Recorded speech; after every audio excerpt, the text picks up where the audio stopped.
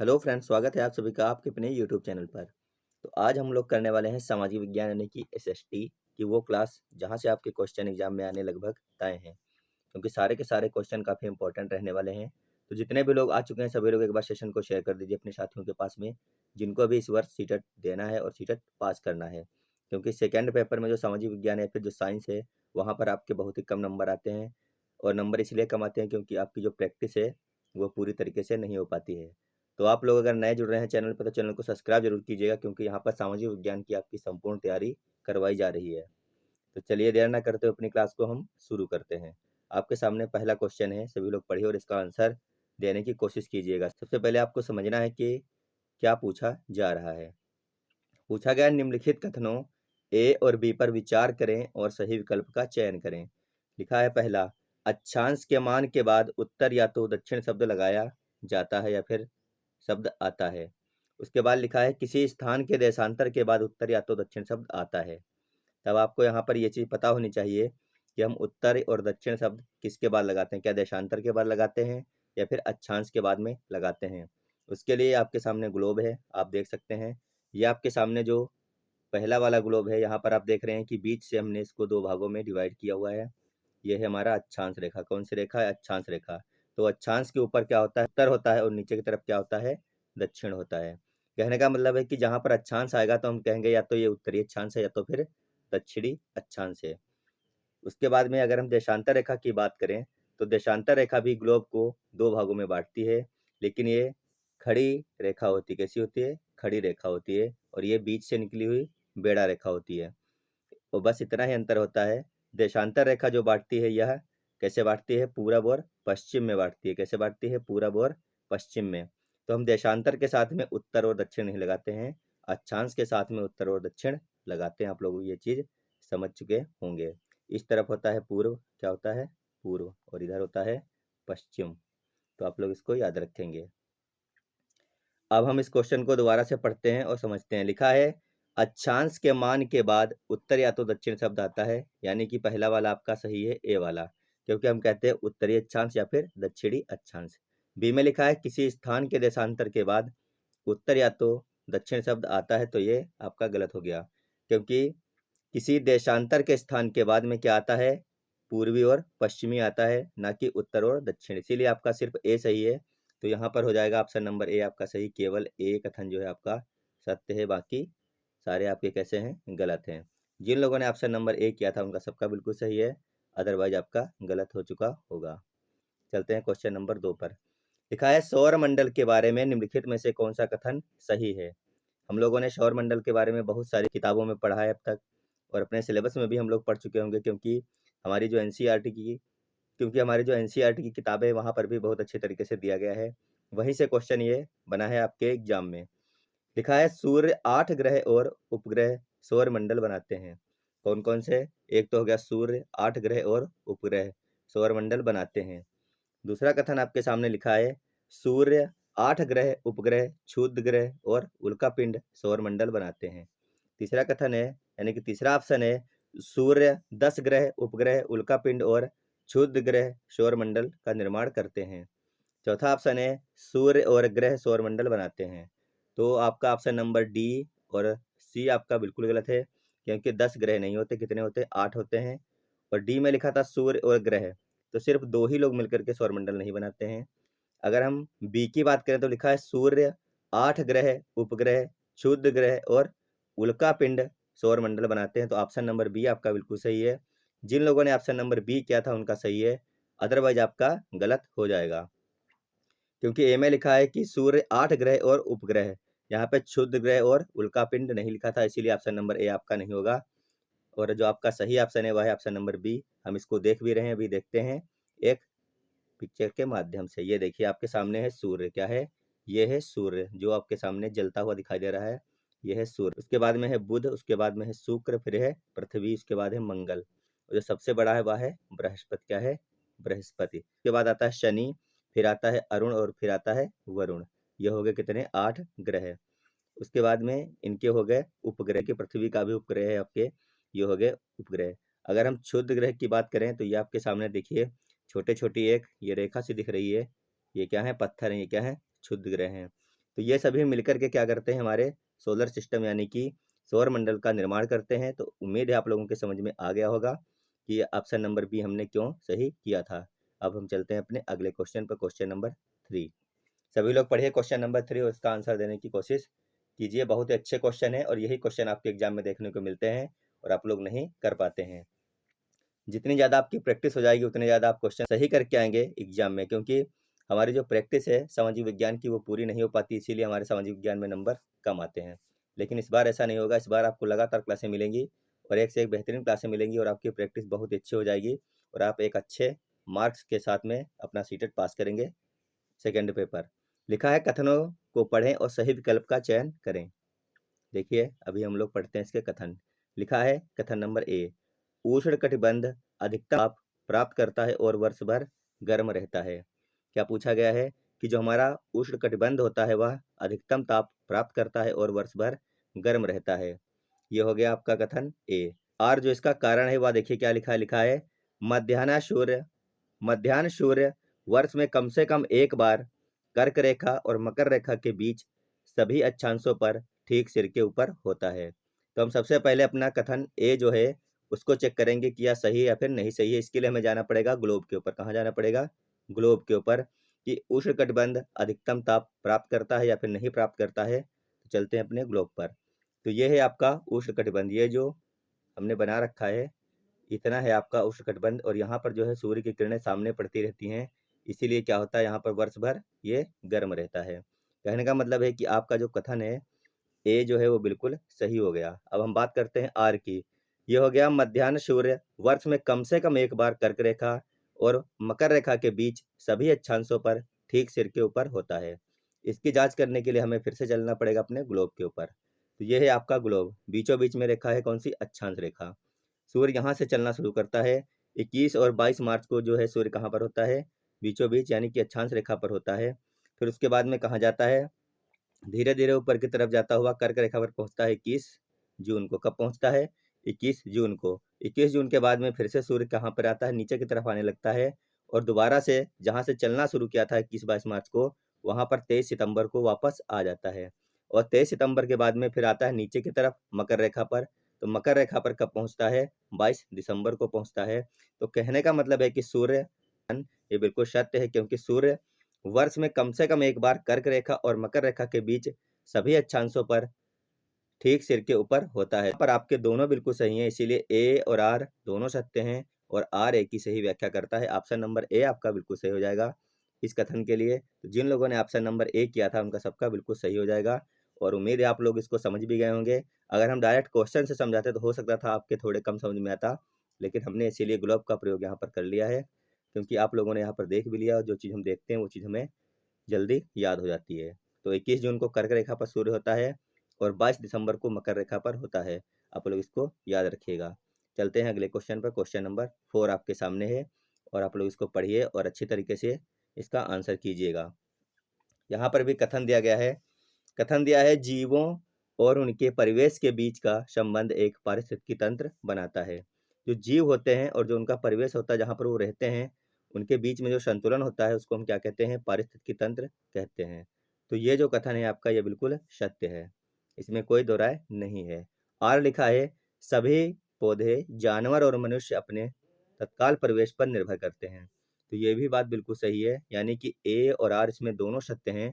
यहाँ पर कोई संदेह नहीं है, दोनों कथन, ये जो दोनों कथन है क्या है? बिल्कुल सत्य है, इसीलिए इसका ऑप्शन नंबर ए जो है बिल्कुल सही हो जाएगा। लिखा है ए और आर दोनों सत्य हैं और आर ए की सही व्याख्या करता है। जिन लोगों ने ऑप्शन नंबर ए किया था उनका सबका बिल्कुल सही हो जाएगा क्वेश्चन नंबर 4। अब हम चलते हैं अपने अगले क्वेश्चन पर, जो कि है हमारा क्वेश्चन नंबर 5। तो आप लोग इस क्वेश्चन को पढ़िए, क्वेश्चन नंबर 5 है ये, इसका आंसर देने की कोशिश कीजिए। लिखा है, वायु विभिन्न गैसों का मिश्रण है। कहने का मतलब है कि जो हमारी वायु है इसमें कई सारी गैसें पाई जाती हैं, जैसे कि नाइट्रोजन और ऑक्सीजन, आर्गन और कार्बन डाइऑक्साइड। ये 4 गैसें हमारी वायु में पाई जाती हैं। नाइट्रोजन की अगर हम बात करें तो ये पाई जाती है 78.11%। अगर हम ऑक्सीजन की बात करें तो 20.9%। आर्गन की बात की जाए तो 0.93% और कार्बन डाइऑक्साइड की बात की जाए तो 0.03% पाई जाती है। यह है हमारी गैसों का मिश्रण कहाँ पर? वायु में। उसके बाद लिखा है कि निम्नलिखित कथनों में से वायु के बारे में सही कथन का चयन कीजिए। यहाँ पर आपके सामने 4 कथन दिए गए हैं। इनमें से वायु से संबंधित कौन-कौन से कथन सही हैं? पहला दिया है कि पौधे सीधे हवा से नाइट्रोजन लेते हैं। तो जो हमारे पौधे हैं, क्या वो सीधे हवा से नाइट्रोजन ले सकते हैं? नहीं ले सकते, इसीलिए आपका ऑप्शन नंबर ए गलत है। दूसरा लिखा है कि हरे पौधे ऑक्सीजन गैस छोड़ते हैं। बिल्कुल सही बात है, हम लोगों को पता भी, हम लोगों ने कई बार पढ़ा भी है कि जो हरे पौधे होते हैं वो क्या करते हैं, ऑक्सीजन गैस छोड़ते हैं। इसीलिए ऑप्शन नंबर बी आपका सही है। अगला देखिए, लिखा है कि हीलियम, आर्गन, ओजोन गैसें वायु में भारी मात्रा में मौजूद हैं। हमने अभी आपको बताया था कि वायु में कौन कौन सी गैसों का समूह है, नाइट्रोजन, ऑक्सीजन, आर्गन और कार्बन डाइऑक्साइड, हीलियम नहीं है। इसीलिए सी आपका क्या हो गया, गलत हो गया। डी की बात की जाए तो हवा में छोटे धूल के कण मौजूद होते हैं, तो डी आपका सही है। तो जहाँ पर आपका बी और डी होगा, आपका वही आंसर सही होगा, क्योंकि ए और सी जो है गलत हैं, इसीलिए आपको यहाँ पे छांटना था। तो बी और डी जो सत्य हैं वो कहाँ पर हैं, वो है सी में। लिखा है कि बी और डी सच हैं, ए और सी क्या है, झूठ है, यानी गलत है। इसीलिए आपका ऑप्शन नंबर यहाँ पर सी बिल्कुल सही हो जाएगा। जिन लोगों ने ऑप्शन नंबर सी किया था उनका सबका बिल्कुल सही क्वेश्चन हो जाएगा। चलते हैं अगले क्वेश्चन पर। क्वेश्चन है कि गांव की तुलना में शहरों में तापमान अधिक क्यों होता है? कथन का सही सेट चुनें। कहने का मतलब है कि आपको इन 4 कथनों में से सही कथन चुनने हैं कि वो कौन-कौन से सही कथन हैं कि गांव की तुलना में शहरों में तापमान अधिक क्यों हो जाता है। पहला आपका कथन है, इमारत में कंक्रीट और धातु दिन के दौरान कठोर हो जाते हैं। दूसरा लिखा है कि रोड का डामर दिन में गर्म हो जाता है। तीसरा लिखा है, शहरों की भीड़-भाड़ वाली ऊंची इमारतों में गर्म हवा फंस जाती है। चौथा ऑप्शन लिखा है, शहरों में अधिक खुली जगह और पेड़ हैं। क्या जो शहर होते हैं वहाँ पर आपको पेड़ बहुत ज़्यादा देखने को मिलते हैं? क्या खुली जगह आपको बहुत देखने को मिलती है? तो डी आपका तो बिल्कुल गलत है यहाँ पर। अगर हम बात करें इसके अलावा, तो आपको बताना है कौन-कौन से ऑप्शन इसमें सही हैं। तो हमें पता है कि ए, इमारत में कंक्रीट और धातु दिन के समय क्या होती है, कठोर हो जाती है। तो आपका ए वाला सही है, बी भी सही है और सी भी सही है। कहने का मतलब है कि ऑप्शन नंबर ए इसका बिल्कुल सही है कि जो डामर होती है दिन के समय में गर्म होती है, सभी को पता है। अगर हम रोड पे निकलते हैं अपने घर से दोपहर के समय गर्मियों में, तो कितनी गर्म होती है डामर, ये जो है किसी को बताने की ज़रूरत नहीं है, सभी लोगों ने इसको देखा होगा और महसूस भी किया होगा। और शहरों की भीड़-भाड़ वाली ऊँची इमारतों में गर्म जो हवाएँ होती हैं, क्या होती हैं, फँस जाती हैं, वो एक तरफ से दूसरी तरफ क्रॉस नहीं कर पाती, इसीलिए और ज़्यादा गर्म हो जाता है वहाँ पर मौसम। तो इसीलिए ऑप्शन नंबर ए इसका सही था। जिन लोगों ने ऑप्शन नंबर ए कर लिया था उनका सबका बिल्कुल सत्य हो जाएगा। अब चलते हैं अपने अगले क्वेश्चन पर। क्वेश्चन नंबर 7 आपके सामने है। सभी लोग पढ़िए और इसका आंसर कीजिएगा। क्वेश्चन नंबर 7 आपके सामने है। सभी लोग पढ़िए और इसका आंसर कीजिए। क्वेश्चन कह रहा है कि भारत का वर्णन करने के लिए भारत के संविधान द्वारा प्रयुक्त शब्द क्या है? सभी को बताना है इसमें क्या सही हो जाएगा।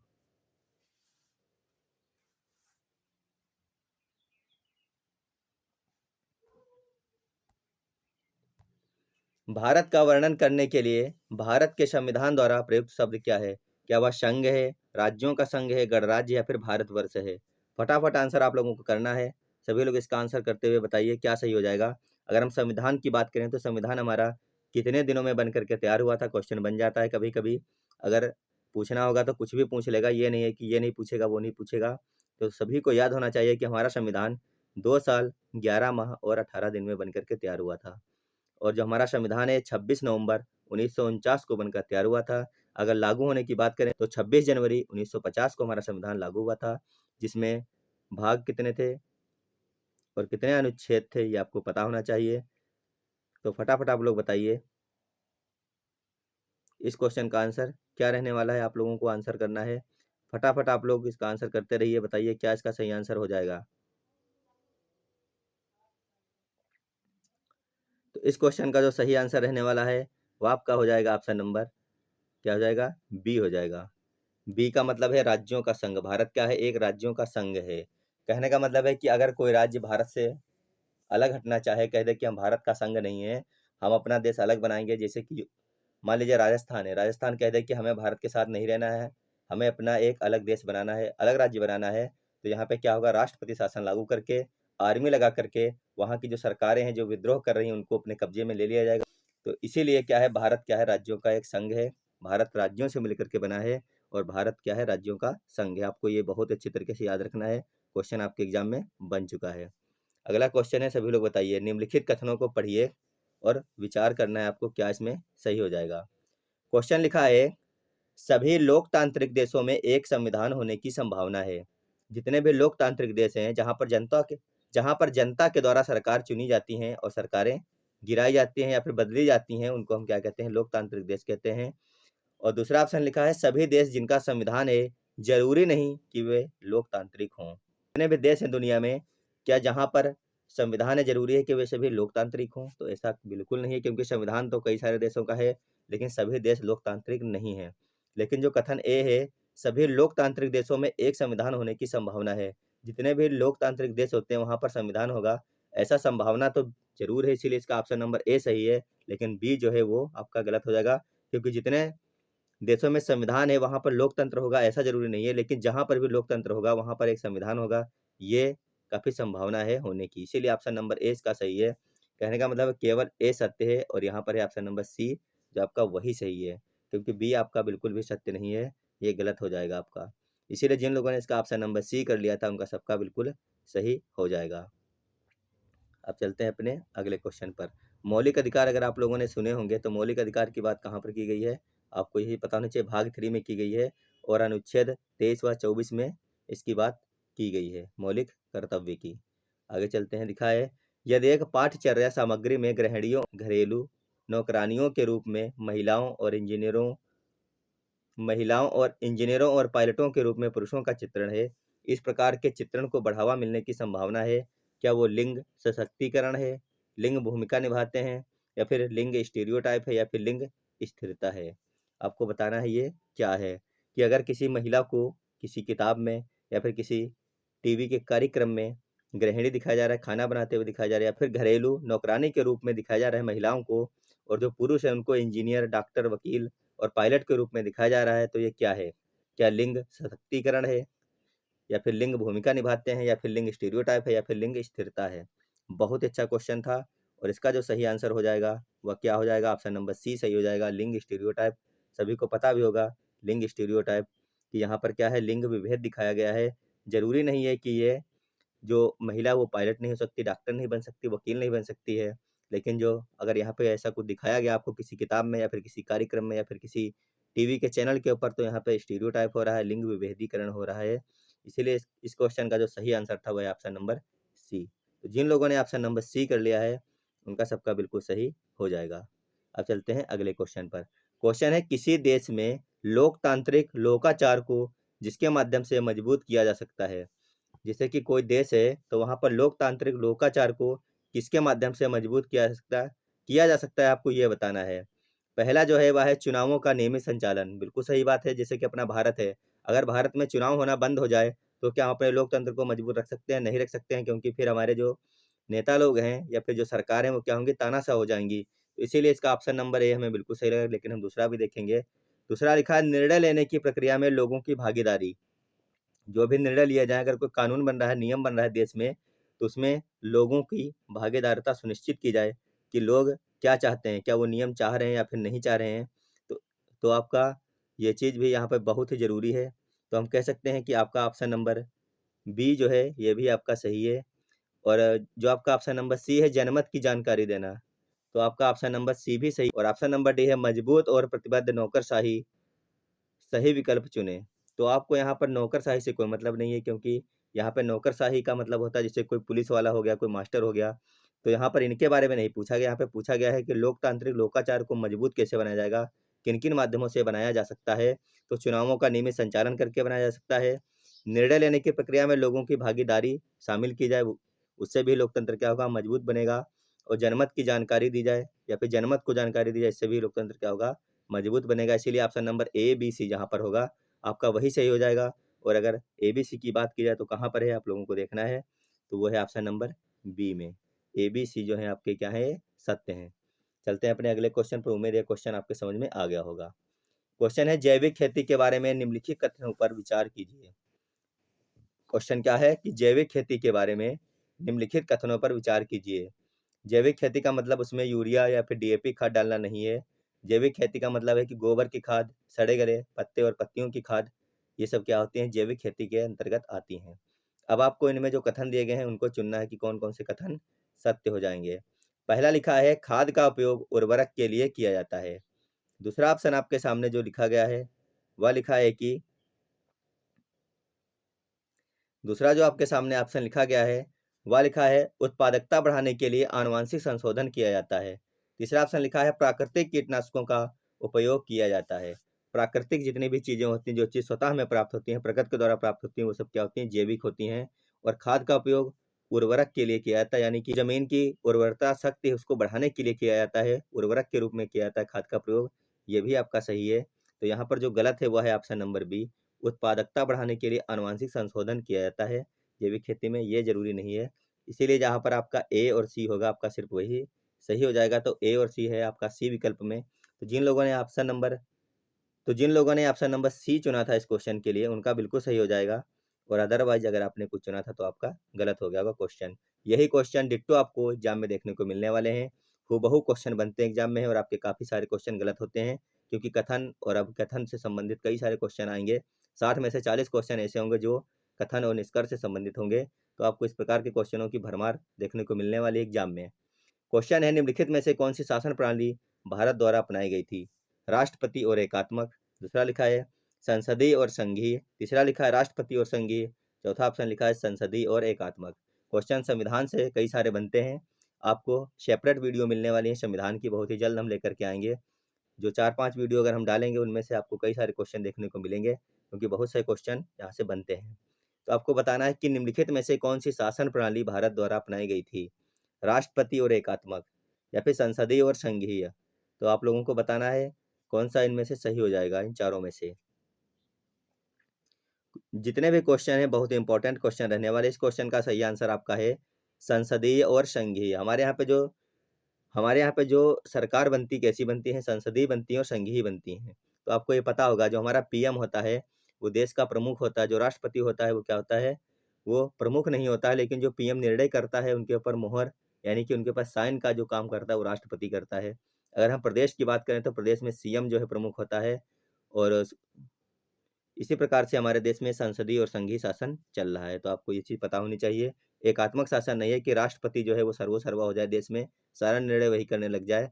इसीलिए आपका ऑप्शन नंबर ए गलत था और ऑप्शन नंबर बी आपका सही है। संसदीय और संघीय व्यवस्था है हमारे देश में। अगला क्वेश्चन है, राज्य सरकार का कार्यकारी प्रमुख कौन होता है? आप लोगों को ये बताना है कि जो राज्य सरकारें हैं उनका कार्यकारी प्रमुख कौन होता है? मुख्यमंत्री, राज्यपाल, मुख्य सचिव या फिर अटॉर्नी जनरल। बहुत ही अच्छे अच्छे क्वेश्चन हैं। लगातार क्लास में बने रहिए, क्लास को शेयर करते हुए चलिए। क्लास अच्छी लगे तो कमेंट में जरूर बताइएगा कि आगे आपको और भी क्लासें चाहिए इस प्रकार की। तो राज्य सरकार का जो प्रमुख होता है वो होता है राज्यपाल। मुख्यमंत्री, कार्यकारी प्रमुख। जो राज्य सरकार का प्रमुख होता है वो होता है मुख्यमंत्री, लेकिन जो कार्यकारी प्रमुख होता है वो होता है राज्यपाल। तो इसका ऑप्शन नंबर बी बिल्कुल सही हो जाएगा।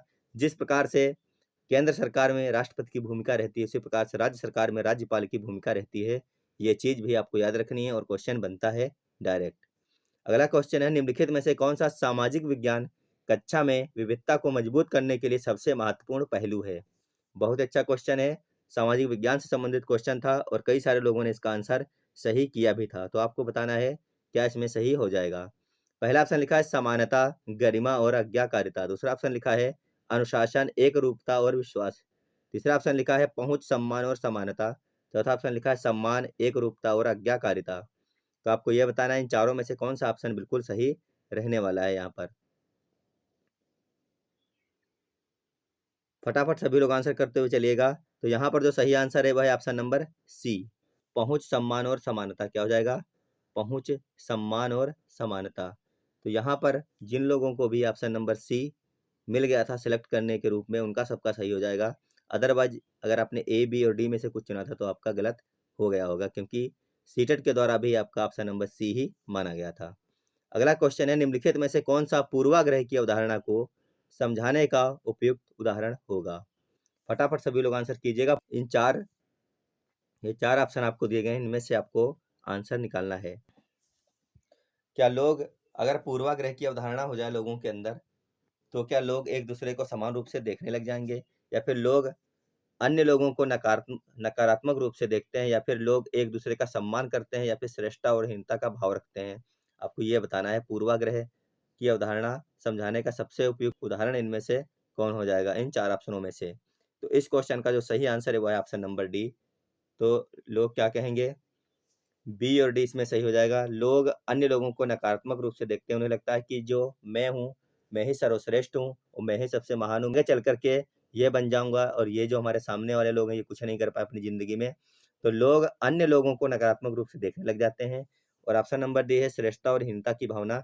जब आप अन्य लोगों को नकारात्मक रूप से देखेंगे तो आपके अंदर कि मैं श्रेष्ठ हूँ और ये हमारे सामने कुछ नहीं है, ये भावना ज़रूर आ जाएगी। इसीलिए बी और डी सही है, तो जहाँ पर बी और डी होगा वही आपका सही हो जाएगा। तो बी और डी है आपका ऑप्शन नंबर डी में, इसीलिए इस क्वेश्चन का ऑप्शन नंबर डी आपका बिल्कुल सही हो गया।